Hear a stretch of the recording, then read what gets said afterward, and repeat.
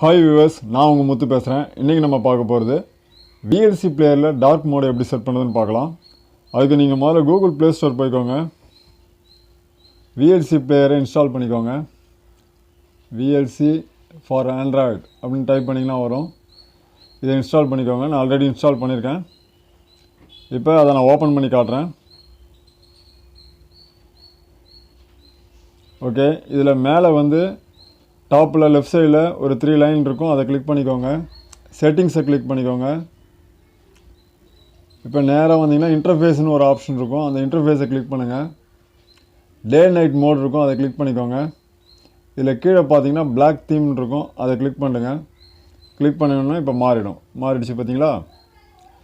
So இப்போ இதில் நீங்கள் எல்லாம் மெனுலாம் பார்த்தீங்கன்னா எல்லாமே வந்து இப்போ டார்க் மோடில் மாறி இருக்கும். இப்படி தான் வந்து VLC பிளேயரில் டார்க் மோட் செட் பண்ணுறது. இந்த வீடியோ உங்களுக்கு பிடிச்சிருந்தா என்னுடைய சேனலை சப்ஸ்கிரைப் பண்ணுங்கள். கூடவே பக்கத்தில் இருக்க பெல் ஐக்கானை கிளிக் பண்ணுங்கள். Bye bye, see you.